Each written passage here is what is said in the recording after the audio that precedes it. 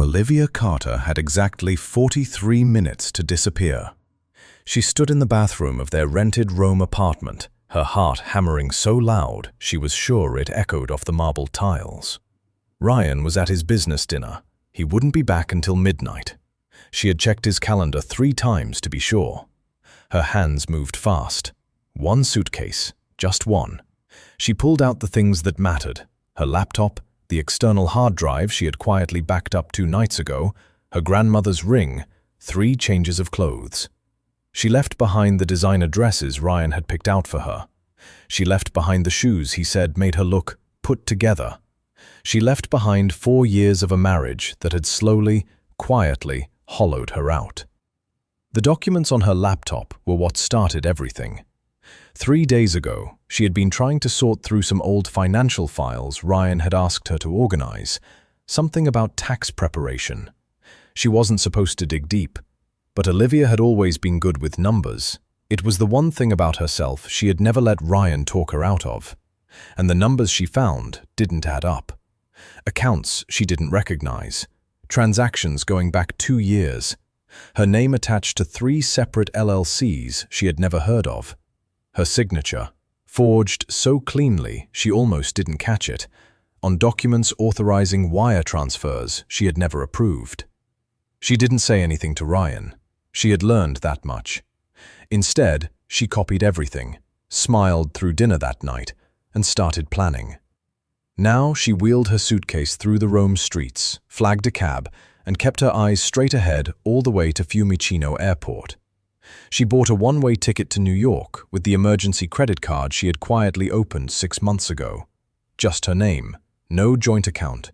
A small act of preparation she hadn't fully understood at the time. She barely remembered checking in. She barely remembered the gate. It wasn't until she was actually sitting in her seat, the plane beginning to pull away from the terminal, that it hit her. She had actually done it. And then the panic arrived. Her chest tightened. The cabin felt like it was shrinking. She pressed her back against the seat and gripped the armrest so hard her knuckles went pale. She had never loved flying, but this was different. This was her body finally catching up with everything her mind had been pushing down for 3 days. Breathe out first. She turned.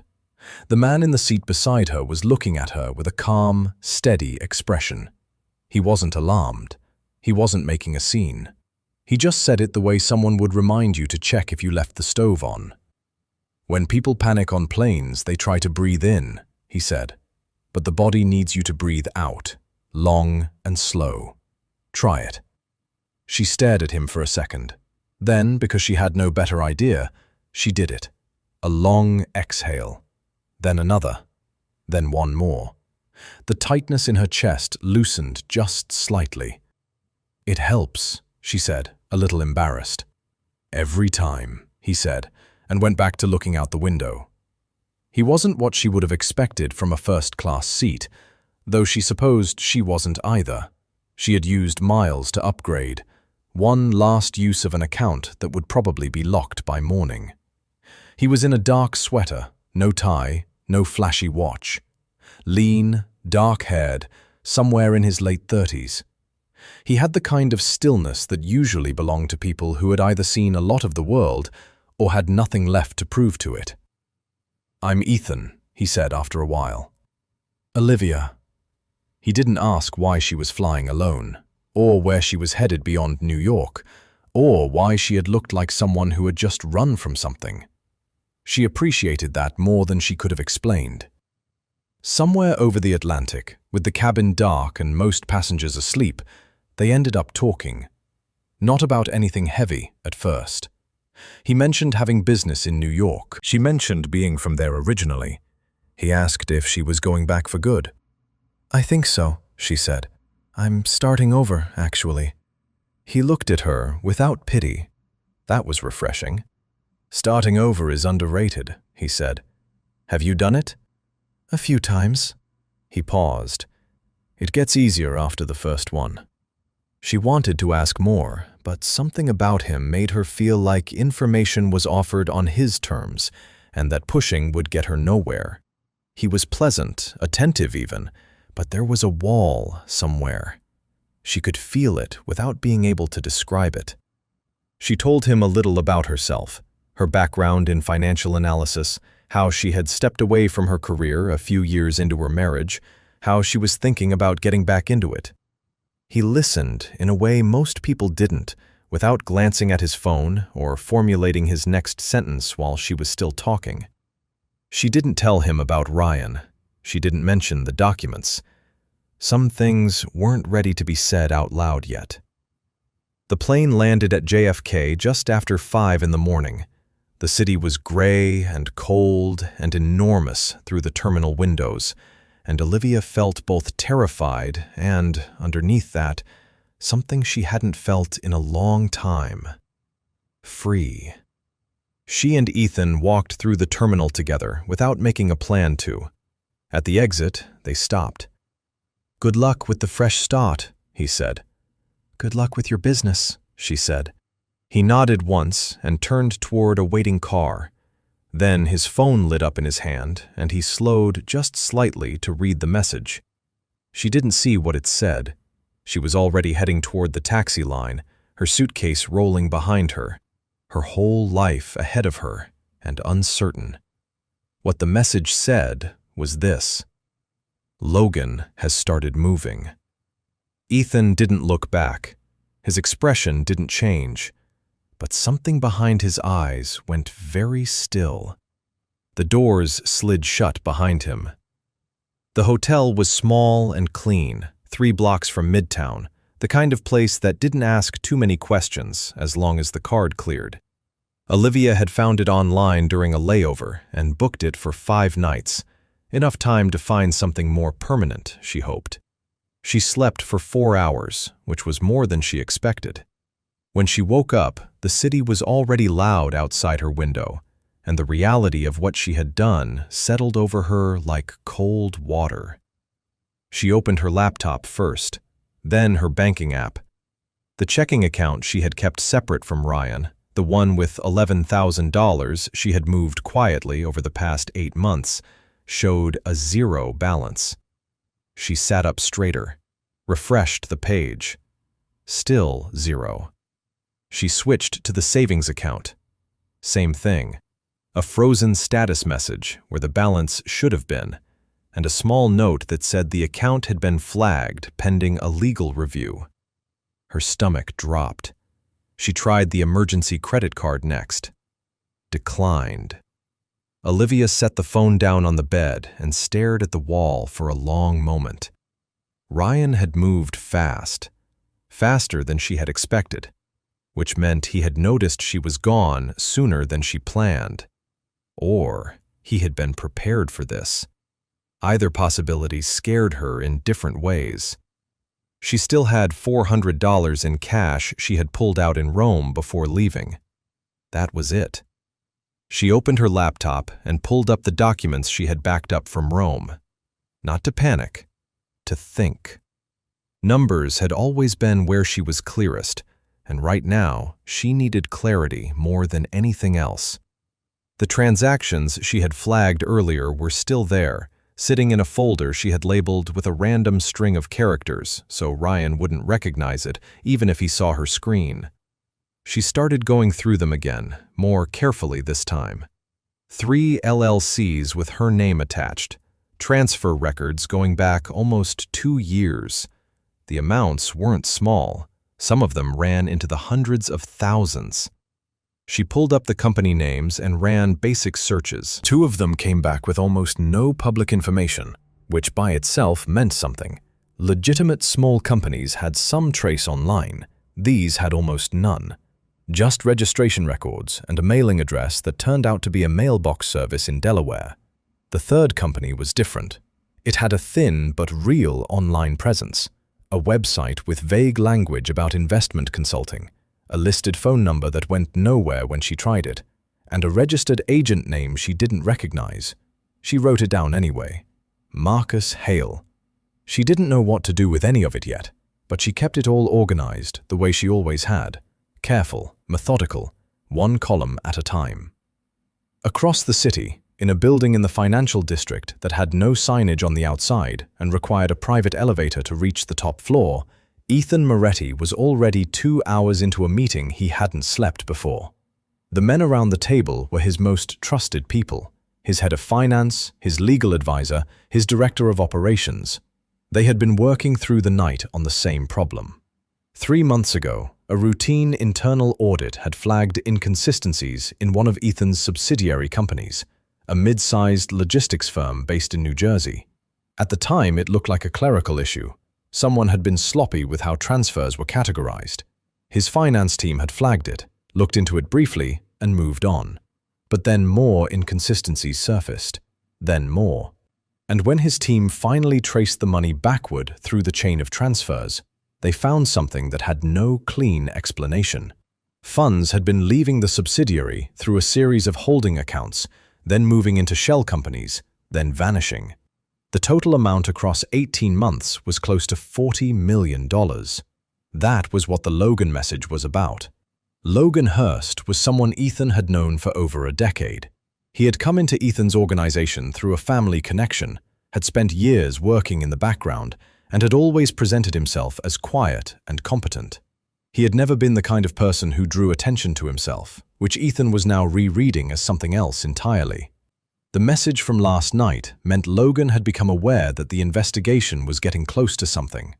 Whether he was responding to that or had started making his own moves for a different reason, Ethan didn't know yet.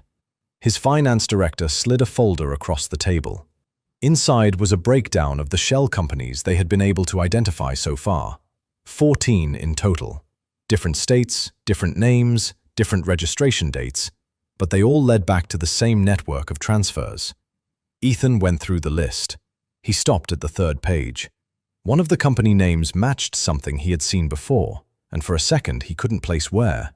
Then it came back to him. The woman on the plane. Olivia. She had mentioned she worked in financial analysis. She had said she was starting over, and at one point during their conversation, when she had mentioned reviewing some old documents from her husband's business, she had referenced a company name almost in passing, the kind of detail you say without knowing it matters. It matched one of the shell companies on the list in front of him.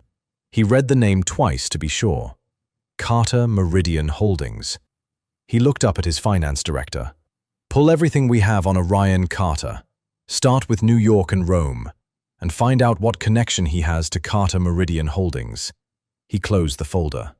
The woman from the plane had no idea what she had walked away from, and right now he wasn't sure if she was in danger, a witness, or something else entirely. He needed to find out before Logan did. Claire Donnelly answered the door in pajamas at 10 in the morning, took one look at Olivia standing in the hallway with a single suitcase and tired eyes, and pulled her into a hug without asking a single question. That was why Olivia had called her. They had been friends since college, the kind of friendship that survived long silences and distance and life going in different directions. Claire lived in a 2-bedroom apartment in Brooklyn, worked as a paralegal for a mid-sized firm downtown, and had never once pretended to like Ryan Carter. "The guest room is yours," Claire said, already heading to the kitchen to make coffee. "As long as you need it." Olivia sat at the kitchen table and let the normalcy of it wash over her. A real kitchen, a friend across from her, sunlight coming through a window that didn't belong to a hotel or a Rome apartment she had never chosen. She told Claire the broad outline, the documents, the accounts, the flight. She left out the finer financial details because she wasn't ready to say them out loud, and partly because she was still trying to understand them herself. Claire listened, refilled her coffee once, and then said, "You need a lawyer." "I need money first," Olivia said. "I know someone. She does a free first consultation, and she's sharp. Let me call her today." Olivia nodded. It was a small thing, but it felt like the first solid step she had taken since Rome. After Claire left for work, Olivia opened her laptop at the kitchen table and went back to the documents. She wasn't doing it out of obsession. She was doing it because somewhere in those files was the clearest picture of what Ryan had actually done, and she needed that picture before she walked into any lawyer's office. She built a spreadsheet, old habit. She mapped out every transaction she had flagged, organized by date, by company name, by dollar amount. The more she laid it out in order, the more a pattern emerged that hadn't been obvious when she was flipping through individual files. The transfers didn't start with Ryan's business activity. They started earlier, almost 3 years ago, before Ryan had even been deeply involved with the companies she was seeing connected to her name. Someone had built the structure first. Ryan's accounts had been plugged into it later. She sat back and looked at the screen. Ryan was many things. He was careless with money, obsessed with appearances, and capable of making decisions she found difficult to respect. But the architecture of what she was looking at required a level of planning and financial sophistication that didn't match him. Ryan was not a patient man. Whoever designed this had been very patient. She wrote that down. Not his operation, plugged in later. Who built it?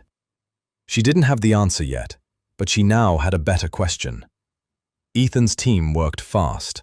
By midday, his finance director had pulled together an initial profile on Ryan Carter. On the surface, it was ordinary enough.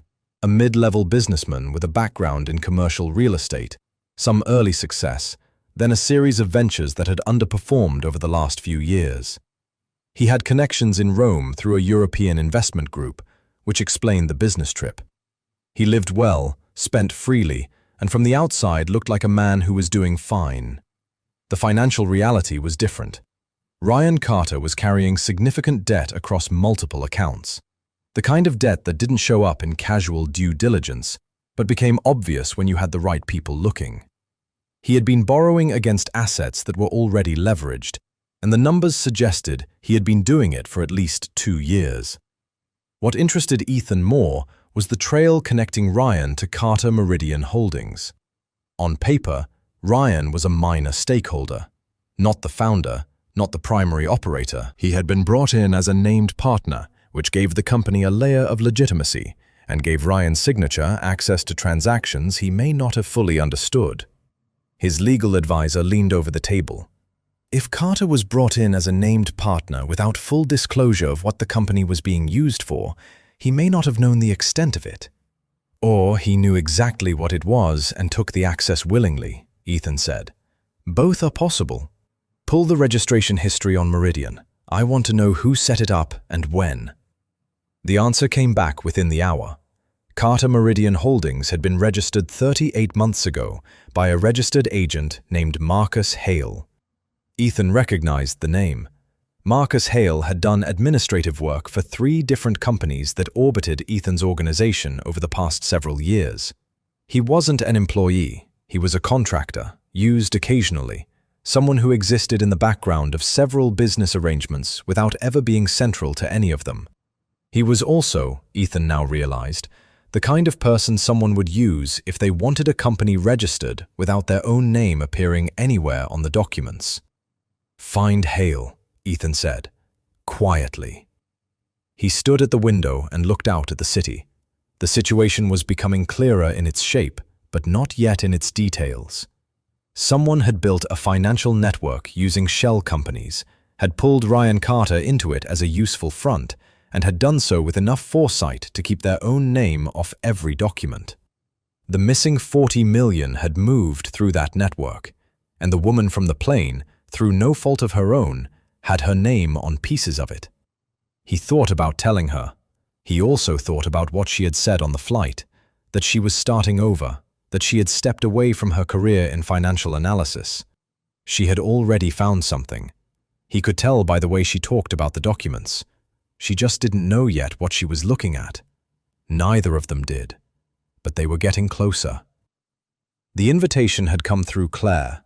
One of the partners at her firm was connected to a non-profit that worked with underserved communities in the city, and they were hosting a fundraising event that evening at a venue in Brooklyn. Claire had 2 tickets and no date, and had told Olivia it would do her good to get out of the apartment and put on something that wasn't pajamas. Olivia almost said no. Then she looked at the 4 walls of the guest room and the open laptop on the bed, and decided that staring at spreadsheets for another 6 hours wasn't going to unlock anything new tonight.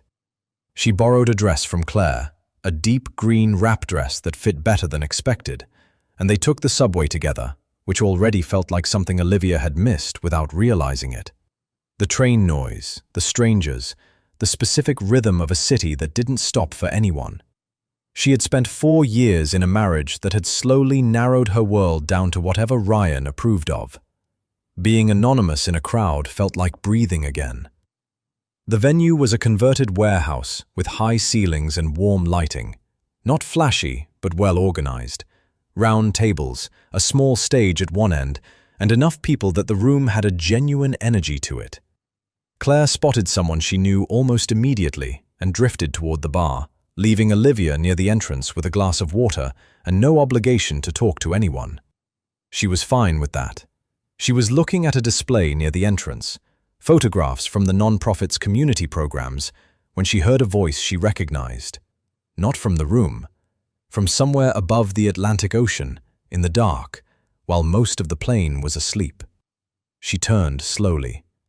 Ethan Moretti was standing 20 feet away, speaking to 2 men in suits. He was dressed differently than he had been on the flight, a charcoal jacket, no tie, but he had the same quality of stillness she had noticed at 30,000 feet.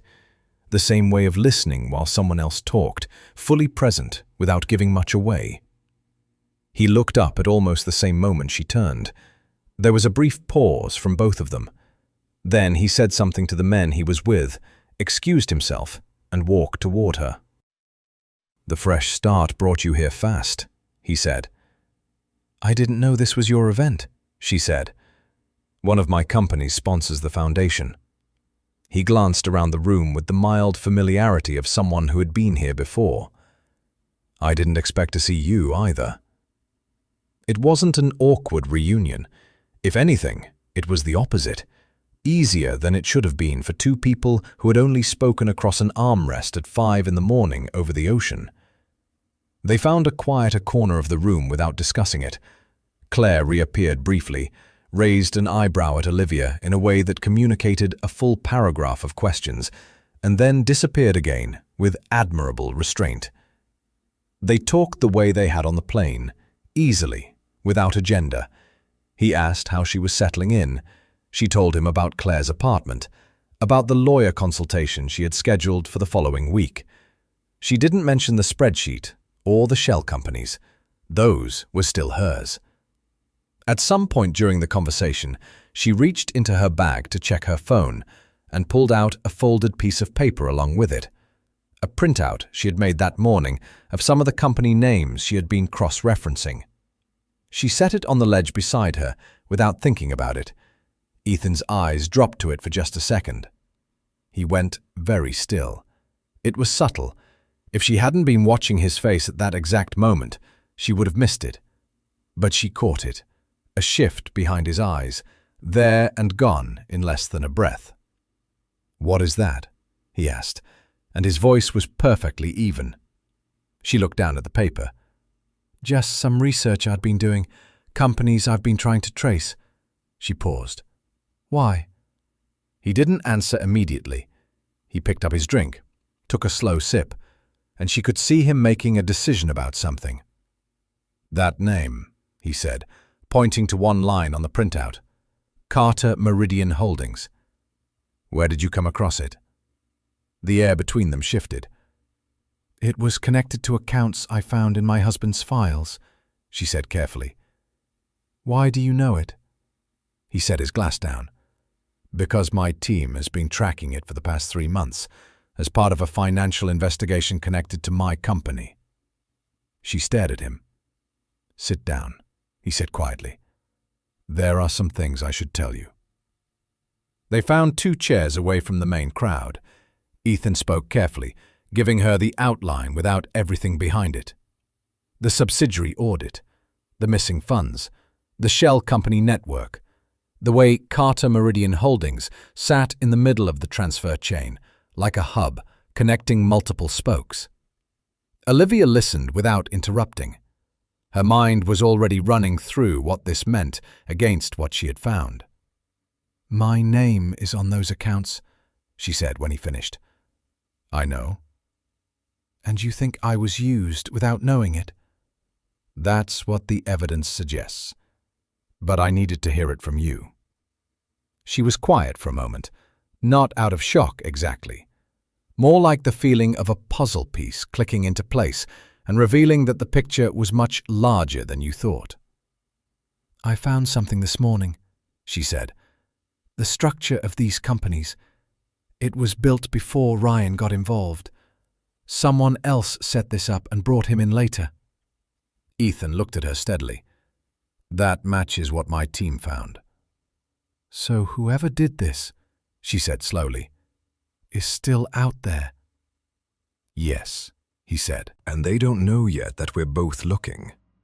The job lead came through a contact Claire had mentioned almost as an afterthought, a financial consulting firm in Boston that was looking for someone with experience in transaction analysis. The recruiter had reached out after seeing Olivia's old LinkedIn profile, which she hadn't updated in years, but had apparently never taken down. It wasn't a permanent position.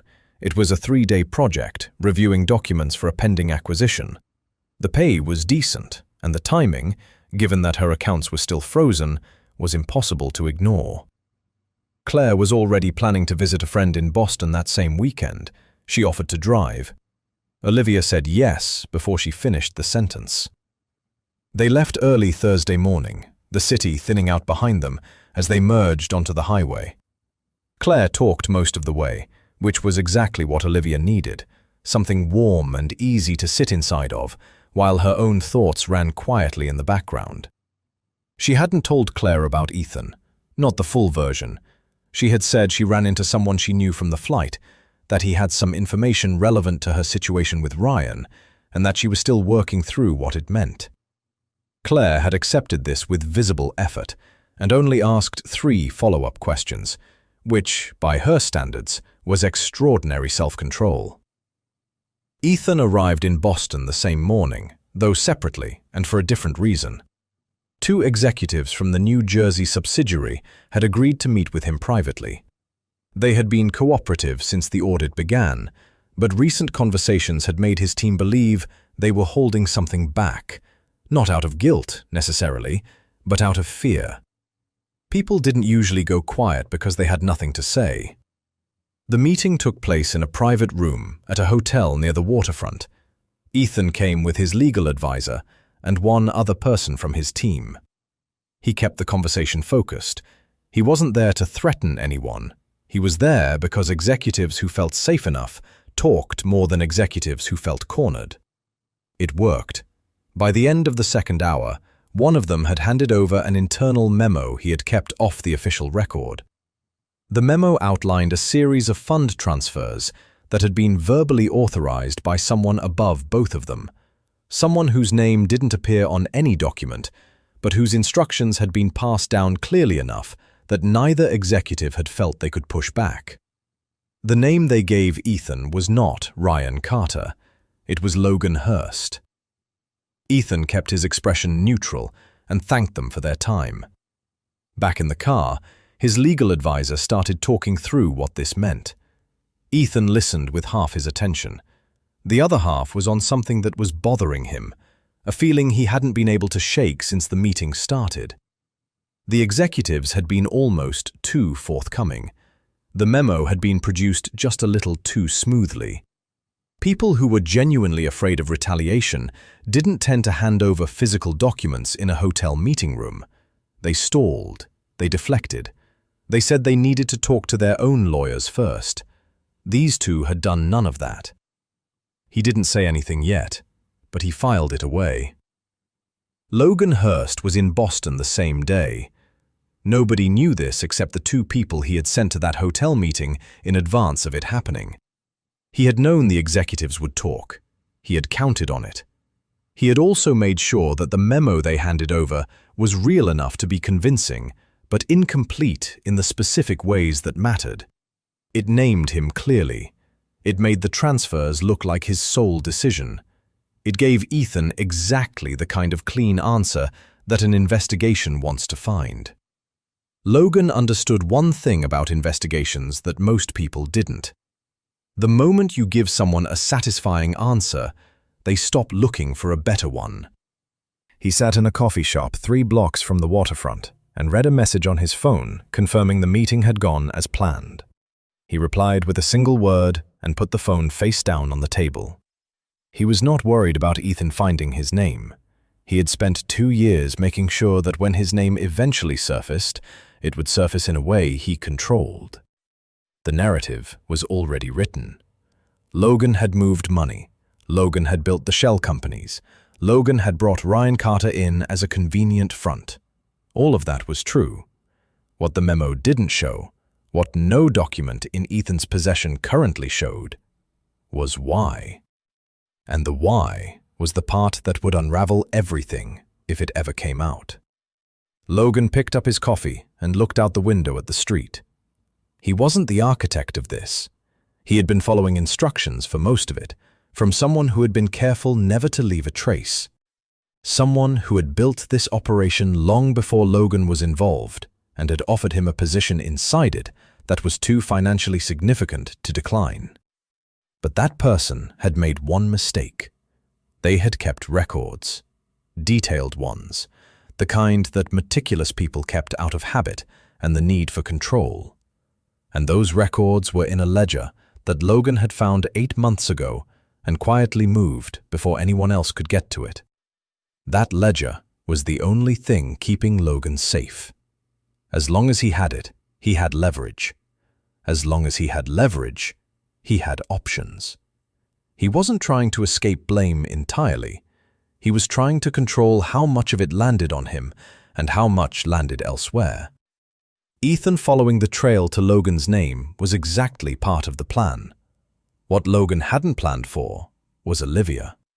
She was a variable he had underestimated, a woman with a financial background who had already found things in Ryan's documents that should have taken a professional investigator weeks to surface. She was 2 blocks away at that moment, sitting in a consulting office, reviewing acquisition documents, and quietly building the kind of pattern recognition that had already connected pieces Logan thought were safely buried. He didn't know that yet, but he would. The call came on a Tuesday. Ethan's team had been tracking a former accountant named Dennis Yao for 2 weeks. Dennis had worked for one of the subsidiary companies 3 years ago, stayed for 18 months, and then left quietly with no public explanation. People who left quietly after short stints at companies connected to financial irregularities were either scared or complicit, and the way Dennis had been moving since, 2 address changes in 1 year, minimal digital footprint, suggested the former. He had finally agreed to meet. Not in New York. Not anywhere close to anyone he associated with the Moretti organization. He picked Chicago, a city where he had a sister and felt safe enough to talk. Ethan called Olivia the evening before he flew out. She picked up on the second ring. He told her about Dennis, about Chicago, and about why he needed her there. Several of the documents Dennis had referenced in a brief preliminary call contained signatures and account authorizations. Some of them were hers. Having her present to review them in real time would save days of back and forth. There was a pause on her end. "You could have just scanned them and sent them to me," she said. "I could have," he agreed. "But you've been finding things my team missed. I'd rather have you in the room." Another pause, shorter this time. "Send me the flight details," she said. Dennis Yao was a small, careful man in his mid-40s who arrived at the restaurant 15 minutes early and had already chosen a table with his back to the wall and a clear view of both exits. Ethan noticed this and said nothing about it. People who sat that way had reasons. They ordered food that none of them particularly ate, and Dennis talked. He had been brought into the subsidiary as a senior accountant, he said, under the impression that it was a straightforward logistics company with standard financial operations. For the first few months, it was. Then he started noticing things. Transfers that were logged incorrectly, accounts that appeared in the system briefly and then vanished, amounts that moved in patterns that didn't correspond to any legitimate business activity he could identify. He had flagged it internally. Nothing happened. He flagged it again. A week later, he was called into a meeting and told his role was being restructured. He understood what that meant and resigned before they could do it formally. "Did you take anything when you left?" Ethan asked. Dennis reached into the bag beside his chair and placed a hard drive on the table. "Copies of everything I flagged, every transaction I thought was wrong. I kept them because I didn't know what else to do with them, and I was afraid to throw them away." Ethan's legal advisor reached for the drive. Ethan put his hand on it first and slid it toward Olivia. She plugged it into her laptop and started going through the files while Dennis continued talking. The restaurant was quiet enough that she could work without losing the thread of the conversation. 20 minutes in, she stopped scrolling. "Ethan?" He looked over at her screen. The file she had opened was a ledger. Not a digital accounting record, an actual ledger, photographed page by page and saved as a series of images. Handwritten entries, column after column, going back almost 4 years. "Where did this come from?" she asked Dennis. "I found it in a locked drawer in the subsidiary's back office," he said. "The office belonged to someone who came in maybe once a month, never introduced himself to staff. I only went in there because I was looking for a printer cable, and the door was unlocked that one time." Olivia zoomed in on the earliest entries. The dates went back further than anything they had seen so far, further than Ryan's involvement, further than Carter Meridian Holdings, further even than the shell companies Ethan's team had mapped. "This starts 4 years ago," she said. "Ryan came into the picture roughly 2 years ago," Ethan said quietly. They looked at each other. She went back to the top of the ledger and worked forward slowly. The entries were meticulous. Amounts, dates, account codes, and in several places, initials rather than full names. She cross-referenced 2 of the account codes against the spreadsheet she had built from Ryan's documents. They matched. But the initials next to those entries were not RC. They were LH. She kept going. The further back she read, the clearer it became. The entire operation had been running for years before Ryan Carter existed anywhere in the picture. The shell companies, the transfer routes, the registered agents, all of it had been built methodically and with real financial sophistication. Ryan hadn't built this. He had been handed a door and told to walk through it. "He didn't know," Olivia said. She wasn't defending him. She was just reading what was in front of her. "Or he knew some of it and not the rest, but he didn't design this." "LH," Ethan said. "Logan Hurst," his legal advisor said from across the table. Ethan sat back. That part wasn't a surprise. Logan's name had already surfaced in Boston. But the ledger changed what that meant. This wasn't Logan running a side operation. This was Logan running the entire thing, years before Ethan had any reason to look at him. Which meant Logan had been inside the organization, trusted and invisible, while building something directly underneath it. Ethan looked at his legal advisor, then at Dennis, then at the hard drive sitting on the table. "Who else has seen this ledger?" he asked Dennis. Dennis shook his head. "Just me, and now you." Ethan nodded slowly. Then his phone buzzed. A message from his head of security in New York. "Someone accessed the investigation files remotely last night. Internal credentials. We're tracing it now." The leak wasn't external. It had never been external. The flight to Miami wasn't planned until the morning it happened. Ethan's security team had spent 48 hours tracing the credential breach and had finally narrowed it to a specific access point, a login that had originated from a device registered to someone inside the Moretti organization. The trace ended at a server cluster connected to a property in Miami, which meant either the person responsible was there or had routed the access through there deliberately. Either way, Miami was the next move. Ethan told Olivia over the phone at 7 in the morning. She was already awake, already at Claire's kitchen table with coffee and her laptop. He had noticed that about her. She was always already working when he called. "You don't have to come," he said. "I know," she said. "Send me the flight details." He almost smiled. They landed early afternoon and went directly to a meeting with Ethan's head of security, a methodical man named Carver, who communicated in short sentences and never used 2 words where one would do. Carver laid out what they had. The breach had happened at 2 a.m. 3 nights ago. Whoever accessed the files had known exactly where to look. They had gone straight to the most recent investigation notes, the shell company mapping, and the preliminary findings from the Chicago meeting. They had spent 11 minutes inside the system and left without triggering any of the standard alerts. They knew the alert architecture, Ethan said. Yes, Carver said, which means they helped build it or were briefed on it. Yes. Ethan looked at the list of people who had that level of access. It was a short list, 11 names. People he had worked with for years, in some cases over a decade. People who had been in rooms where things were decided that never left those rooms. He read through the list twice. Cross-reference everyone on this list against any financial connection to the shell companies or to Logan, he said.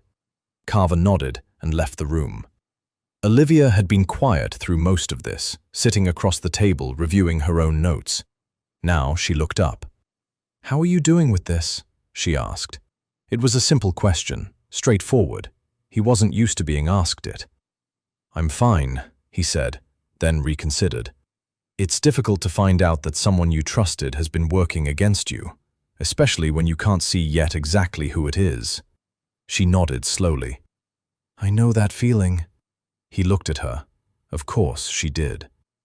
Her phone rang that evening while Ethan was in a separate meeting with Carver. She looked at the screen and felt the specific kind of dread that comes from seeing a name you recognize but weren't prepared for. Ryan Carter. She let it ring 3 times. Then she answered. "Olivia." His voice was quieter than she expected. Not angry, not the clipped, controlled tone he used when he wanted to win an argument. Just tired.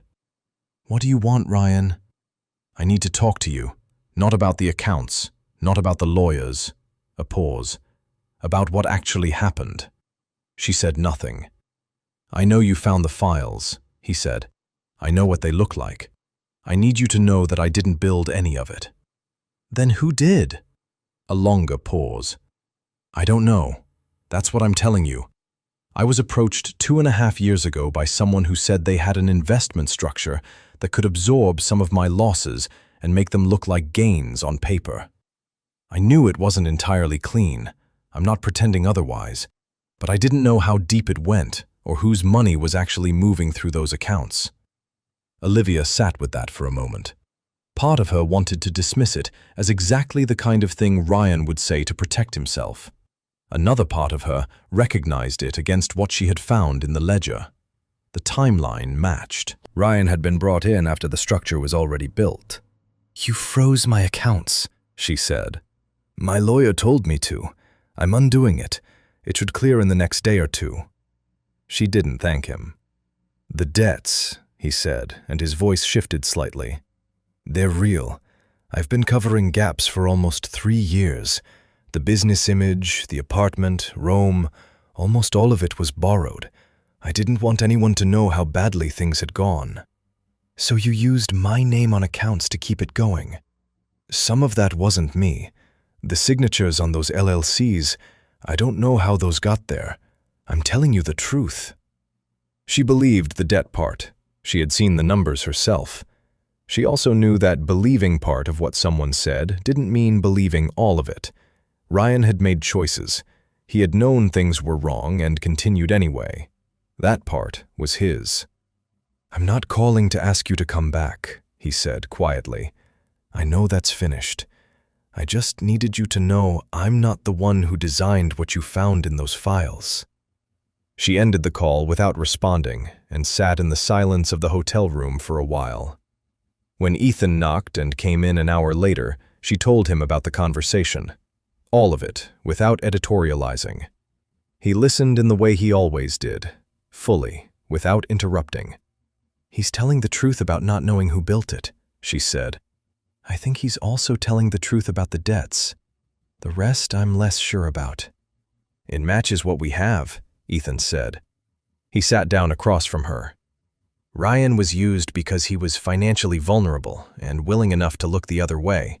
That made him easy to plug into the structure. So he's not the real target, she said. No. Ethan's expression was steady, but something behind it was tighter than usual. Carver came back with the cross-reference results. She waited. The credential breach traces to one person, a senior member of my operations team, someone who has been with the organization for 6 years. He paused. His name is Daniel Marsh, and 3 months ago he opened a private account that received 2 transfers from a holding company connected to Logan. The room was quiet. Logan bought someone inside your organization, Olivia said. Yes, Ethan said, and that person has been feeding him everything we've found. The trail ended in Aspen. It wasn't an obvious destination. There was no dramatic lead that pointed there, no single document that named it. It came together the way most real answers did, gradually, through a combination of things that individually meant little, but together meant everything. Dennis Yao had mentioned during the Chicago meeting that the person who visited the subsidiary's back office once a month had arrived each time in a car with Colorado plates. Carver's team, following the financial thread from Daniel Marsh's account, had traced one of the 2 transfers back through 3 holding companies before losing it. But the last traceable point was a property registered in Pitkin County, Colorado. Aspen sat in Pitkin County, and Olivia, going back through the ledger photographs on her laptop during the flight from Miami, had found something she had initially passed over. In the margin of one page, written lightly in pencil as if someone had done it absent-mindedly, were 2 words and a number. Aspen, Unit 4. She showed it to Ethan when they landed. He looked at it for a long moment. Logan has a property there, he said. I've known about it for years. He mentioned it occasionally, a place he went to ski in winter. He paused. I never had reason to think about it differently. Until now, she said. They drove up from Denver the following morning. The mountains were still carrying snow on the upper ridges, even in the late season, and the town itself was quiet in the way expensive places got when the peak crowd had left. Wide streets, clean air, the particular silence of altitude. Ethan had arranged for Carver to meet them there with 2 members of his security team. He had also, in the past 24 hours, been in contact with a forensic financial firm that worked independently of his organization, people with no connection to Daniel Marsh or anyone else who might have fed information to Logan. They went to the property first. It was a private unit in a small residential complex outside the main town. Nothing ostentatious from the outside, the kind of place that didn't announce itself. Carver's team had already been inside through legal channels, a court-authorized access arranged through Ethan's lawyers in the time between Miami and now. What they had found there was not Logan himself. He wasn't in Aspen, as far as anyone could determine, but what he had left behind was more useful than his presence would have been. Filing cabinets, physical ones, which was almost unusual enough to be remarkable in itself. 4 of them, locked, containing printed records that mirrored and expanded on what Dennis's hard drive had shown in Chicago. Olivia spent 3 hours going through them with the forensic team, while Ethan sat with Carver and reviewed the security findings from Miami. What she found in those cabinets rewrote the timeline completely. The operation hadn't started 4 years ago. It had started 7. Logan had begun building the shell company network while he was still in the early years of his role within the Moretti organization, which meant he had been planning this before most of the people currently involved had any relationship with each other. More than that, the records showed clearly that Logan had not been acting alone from the beginning. In the earliest years, the transfers and account structures bore a second set of initials alongside his. Those initials appeared consistently through the first 2 years and then stopped abruptly. Olivia cross-referenced the account codes from that early period against everything else she had built in her spreadsheet over the past 2 weeks. The second set of initials connected to a name she hadn't encountered anywhere in the investigation until this moment. She walked into the room where Ethan was sitting with Carver and placed the printed page in front of him. He looked at it. She watched his face. Something shifted there that she hadn't seen before. Not surprise, exactly. More like the particular feeling of something you half knew becoming fully known. The moment a suspicion you had been suppressing becomes undeniable. Victor Moretti, he said. His uncle. Victor had been a background figure in everything Ethan had told her about his family's organization. Semi-retired, he had stepped back from active involvement years ago, or so everyone believed. He attended occasional dinners. He was consulted on certain decisions as a formality. He was treated with the kind of respect given to someone whose era had passed, but whose history earned him a seat at the table. He had used that invisibility deliberately.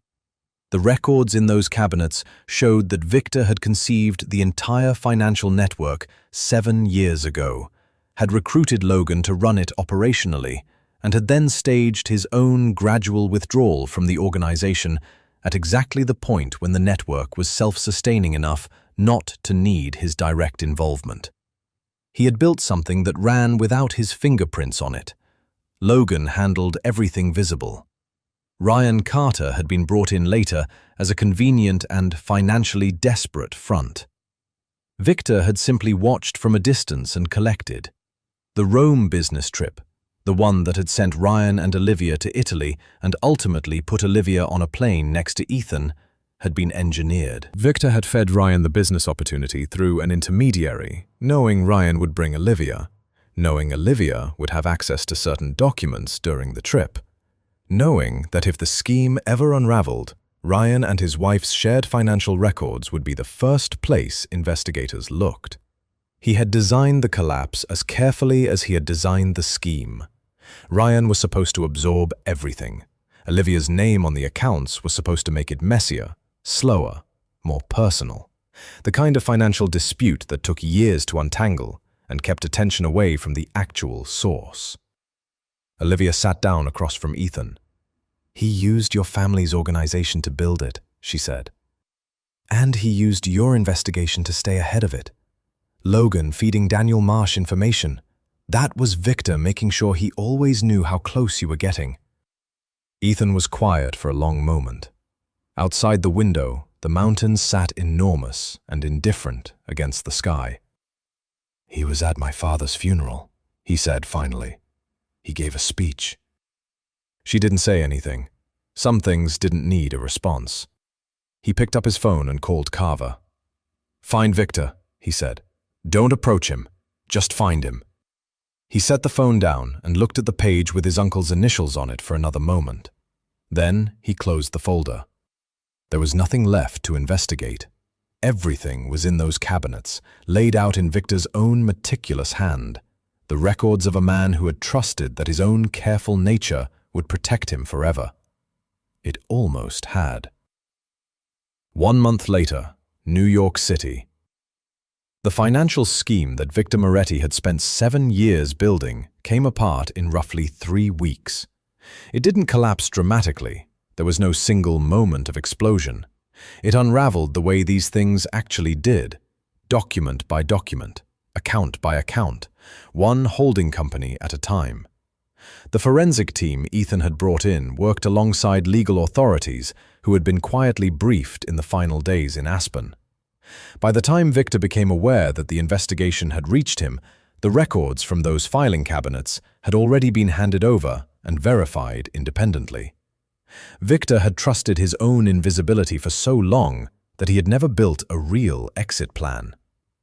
That was the thing about people who were careful. They sometimes confused caution with safety. He had been extraordinarily careful. He had not been safe. He was currently facing a series of civil and financial proceedings that would occupy the rest of his foreseeable future and strip away most of what the network had generated. Ethan's lawyers had been precise and thorough. His uncle would not be attending any more family dinners. Logan's situation was more complicated. He had cooperated once it became clear that the full picture had been found, and his early cooperation had earned him a reduced exposure compared to what he might have faced otherwise. But the ledger, the shell companies, the years of operational management, none of that disappeared because he had eventually talked. He was dealing with the consequences of his own choices, which was the most anyone could ask for. Daniel Marsh had been removed from the organization immediately and was managing his own legal situation separately. Ethan had said very little about him publicly. Privately, the betrayal had cost something that didn't have a financial value. And Ryan Carter had done something Olivia hadn't expected. He had come forward voluntarily, through his own lawyer, with a full account of his involvement. He had known some of what he was participating in and had chosen to continue because he was desperate and because the alternative meant admitting publicly how badly his finances had failed. He wasn't innocent. He said so himself, but he had drawn a line at certain points, and the records bore that out. There were things he had refused to sign, transfers he had declined to authorize, moments where even his compromised judgment had found a limit. The accounts he had frozen were released within the first week. Olivia had received a formal letter from his lawyer that was careful and legal in its language, but carried, somewhere underneath it, the shape of an apology. She had read it once and filed it away, not as forgiveness and not as the opposite, just as a fact, the way she had learned to treat most things Ryan-related. It had happened. It was documented. She could move forward. Moving forward looked like this. A small office in Midtown that she shared with 2 other independent consultants. Her name on the door, Olivia Carter, Financial Analysis, which she had gone back and forth on before deciding to keep. It was her name before it was a shared one, and she wasn't going to let that association take it from her. 3 clients in her first month, 2 of them referrals from Claire's firm. One of them, a contact she had made during the brief consulting work in Boston. The work was exactly what she was good at, finding patterns in numbers, identifying where things didn't add up, asking the questions that people with too much confidence in their own systems forgot to ask. She had also been quietly approached by the forensic financial firm that had worked the Aspen case. They had seen how she worked and were interested in a consulting arrangement. She hadn't said yes yet. She was thinking about it.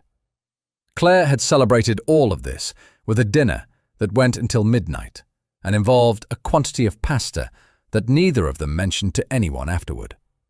The rooftop event was a charity fundraiser, the same foundation that Ethan's company sponsored, the same one where they had run into each other in Brooklyn a month ago. This time, she had received her own invitation, addressed directly to her, which she noticed and said nothing about. The evening was warm for the season.